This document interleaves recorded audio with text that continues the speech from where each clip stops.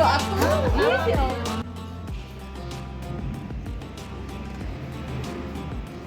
Pertama, marilah kita bersyukur kehadirat Allah Subhanahu wa Ta'ala. Alhamdulillahirabbil alamin. Kita semua ditakdirkan oleh Allah Subhanahu wa Ta'ala berada di majlis bermujahadah. Apa yang kita lakukan ini semoga tergolong dari apa yang pernah disampaikan oleh Rasul. Islam di dunia ini, dahulunya Kanjeng Nabi dalam kondisi yang aneh, asing, tidak umum. Kalau bahasa Jawa itu tidak usum. Ketika Rasulullah Shallallahu Alaihi Wasallam menyampaikan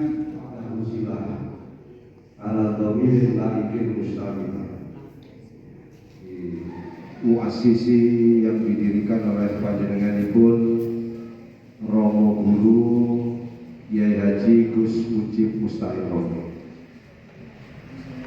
Kami biasa manggil Gus walaupun sebenarnya dia Kiai. Beliau bersahaja dekat dengan murid-muridnya dan sangat luar biasa. Kami hanya meneruskan apa yang disampaikan oleh panjenenganipun Kiai Sobirin. Tapi kan kita biasa aja di genjreng-genjreng ini. Kalau ini harus bergerak ini. Luar biasa capek sampai ke serius segala ini kita belajar. Sudah telat sebenarnya. Mau jadi apa ini umur 52 kok belajar kita? Saya mau jadi diri saya sendiri.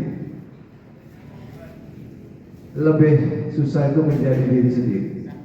Toriko itu nanti jamaah semuanya akan diajari menjadi dirinya sendiri.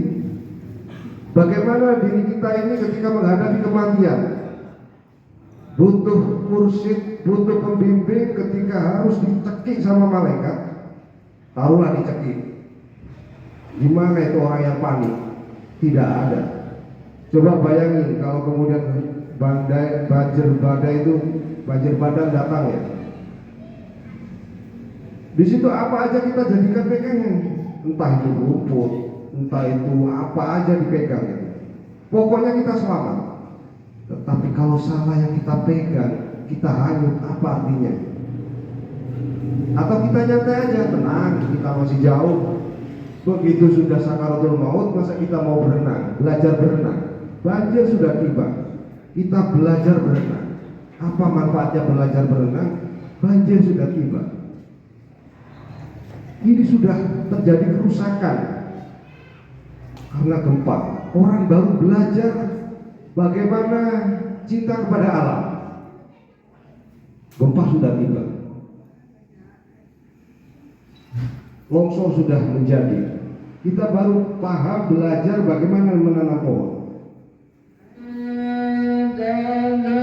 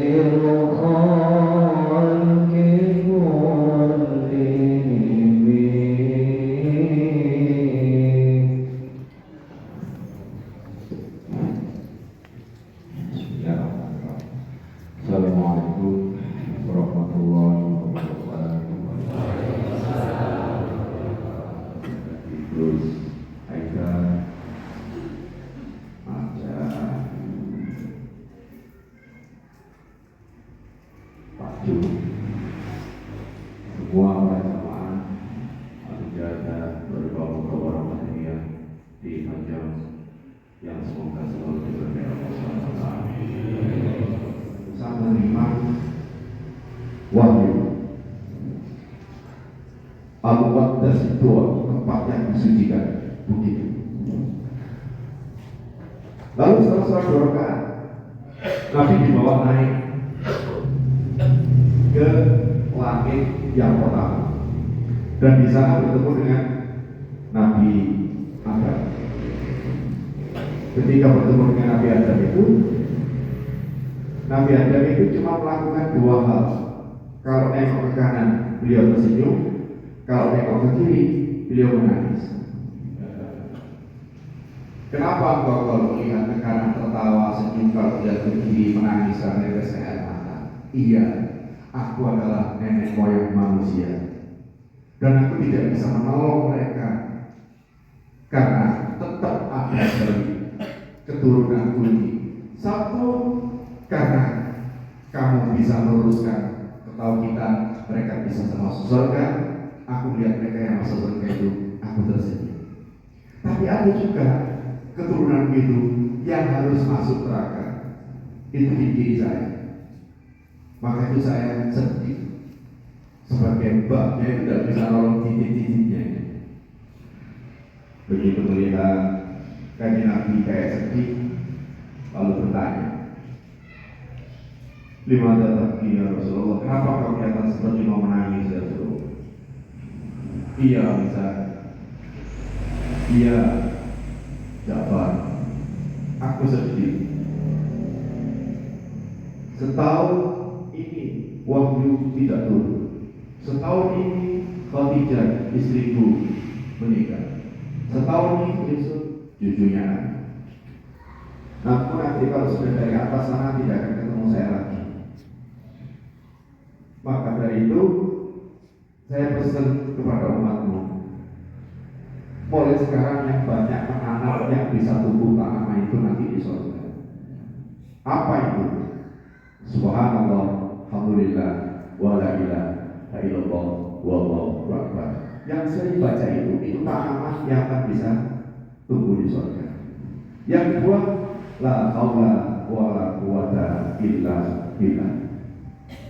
2 itu diberikan dan berakhir. Habis itu naik, kemudian sampai pada Baitul Ma'mur.